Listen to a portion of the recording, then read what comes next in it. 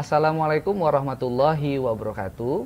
Perkenalkan, saya Eko Kurniawan, pengurus Pokja 3 PKK Desa Kampung Apar, Kecamatan Pariaman Selatan, Kota Pariaman. Hari ini ada dua masalah besar pengolahan sampah di Indonesia. Pertama, meningkatnya timbulan sampah setiap tahunnya. Yang kedua, masih minimnya proses pemilahan sampah di rumah tangga.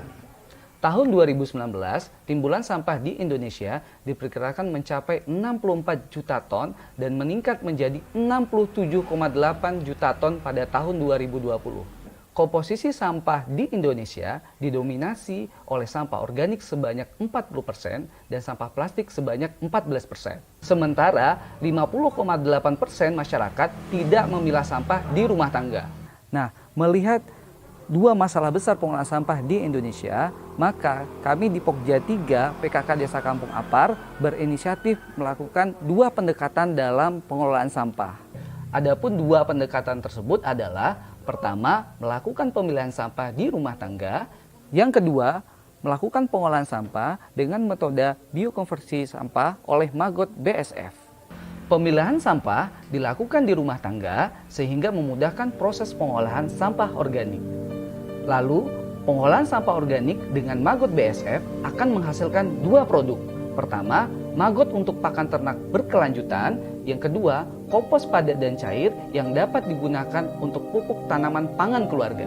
Adapun tahap pengelolaan sampah organik, pertama, sampah organik dipilah dan dimasukkan pada tong sampah organik yang telah disediakan.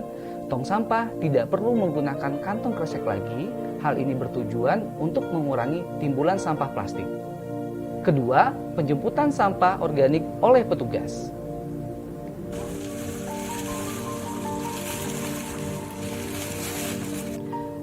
Ketiga, pencacahan sampah organik oleh petugas. Ini adalah mesin yang kita gunakan dalam pencacahan sampah, di mana mesin ini mampu melakukan pencacahan sampah sebanyak 200 kilo hanya dalam waktu setengah jam.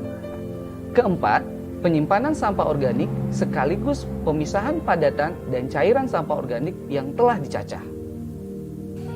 Nah, ini tong penyimpanan, di mana tong ini kita gunakan untuk penyimpanan sampah organik yang telah kita cacah menggunakan mesin pencacah tadi.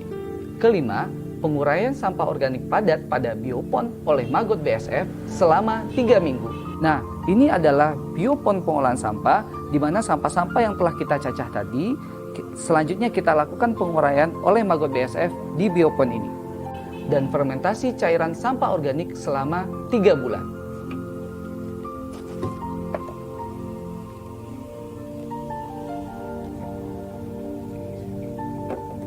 Keenam, pemisahan maggot dewasa dan kompos padat.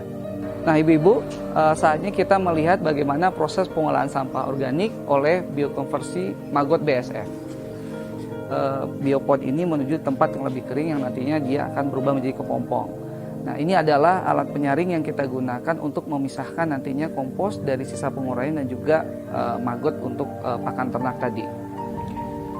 Ketujuh, pengemasan kompos padat dan kompos cair. Nah, ini adalah contoh kompos yang kita dapatkan dari proses penguraian tadi, ya, di mana tadi maggot-maggot yang ada dalam biopon kita saring dulu menggunakan penyaringnya dan kita pisahkan antara padatan dan maggot.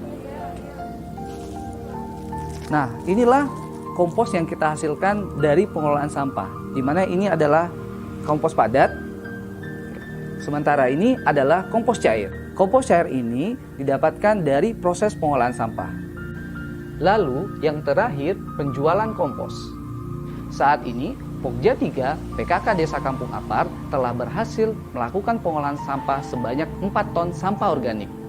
Lalu, Pokja 3 telah berhasil memproduksi kompos padat sebanyak 100 kilo, kompos cair sebanyak 625 kilo, dan Maggot BSF sebanyak 200 kilo.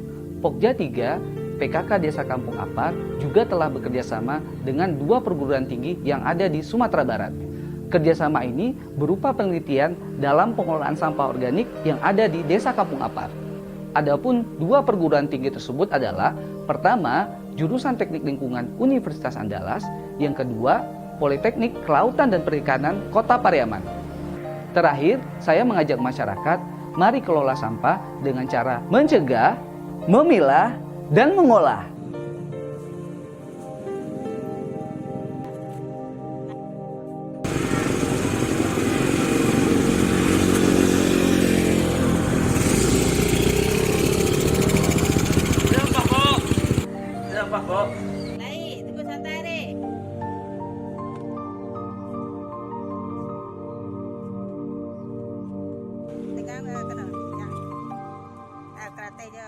pasti pisan.